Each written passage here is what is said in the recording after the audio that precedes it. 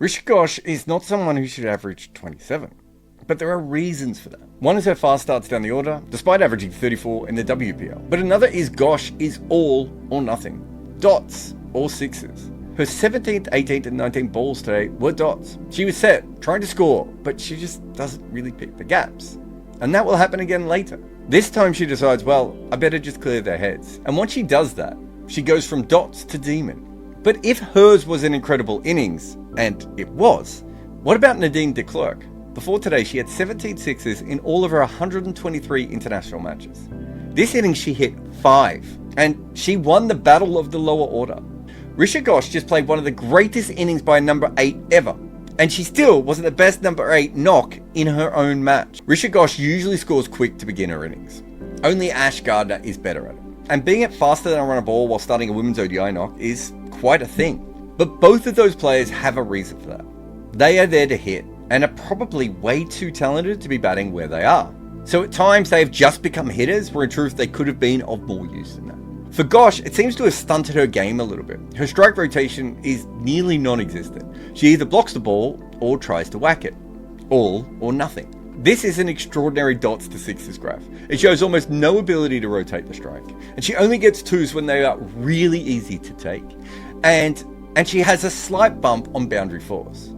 And that's because she's all about the maximum. Today she began with 6 dot balls and then whacked a lofted one down the ground for a boundary. That's kind of how she does things. But the interesting thing was, instead of starting fast, she was actually 5 from 10. The only reason her strike rate looked slightly better early on was a misfielded boundary. She was stuck. And then she decided what many a legend has thought in club cricket, that there are no fielders in the sky. A mishit cover drive seems to free her up, and straight after it she slogs a big 6. It doesn't completely open her up because she defends both her 39th and 40th balls. And some of her defensive shots were from the situation, but a lot of them were not. The reason she still ended up with a great strike rate is that when she does attack, she finds or clears the boundary so many times. On her 49th ball, she hits another huge one to leg, and South Africa changed their plans, going very wide. That is because of the sweeps and the slogs to leg, and she gets a little bit of luck with a boundary. But while she's not as good over the offside, her strength on the leg side means everyone on the off is in the circle. All she needs to do is to make normal contact, and she's pretty good at that. Marizan Kat went for a different theory. She bowled short, but still with the offside up. It works for a moment before Ghosh plays a jump cut over the offside for another boundary.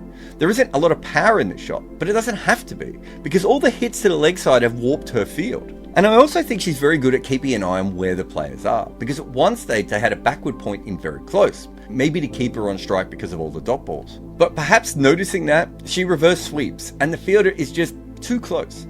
It would have been a near fluky catch to get that. So again, another slightly less than in control boundary to the offside. And they just keep coming even when a fielder is put out there. She's just on a roll by this point. And her power has really shaped the game. But it's worth talking about her ability to hit everywhere. It's not placement, it's power, but also versatility.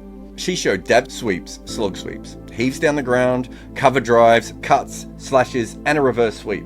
Like, she's really gone 360 degrees around here. And in a game where you can't have 5 fielders out beyond the circle, she becomes a nightmare. Later in the knock, she did have an incredible run of luck. But again, she brought that because South Africa did lose the plot. They had India at 102 for 6 and 153 for 7. They had the match.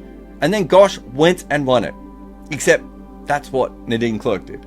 Batting with a cramping Chloe Tyron, de Klerk found boundaries and put pressure back on India while they were letting the game drift a little bit.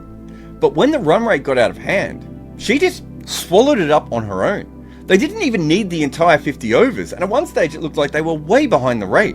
For both of these women, the pitch eased off in the second half. And for de Klerk, perhaps dew played its part. But she's played a lot of cricket on flat pitches, in the dew, and against bowlers panicking. And de Klerk has never done anything like this before. I always thought of her as a middling player. Her batting is okay but slow, and her bowling is anemic at times. As it was today, she got hammered. So she's what Sanjay Manjrekar, and really pretty much everyone else in cricket, would call a bits and pieces player. In this knock, the only thing in bits and pieces was the easy qualification path for India. Everyone assumed the Big Three team would walk into the finals. And de Klerk took those thoughts and hit them over deep square leg. She played one of the greatest number 8 knocks ever, and she had to beat Richa Ghosh one earlier in the same day. It was one of the weirder and wilder games you will ever see. Two number 8s made more than a third of the runs in this match, and they were trapped in this epic fight to the death, and de Klerk won. She came into this match averaging 21.5. But in this game, number 8 was the only digit that mattered.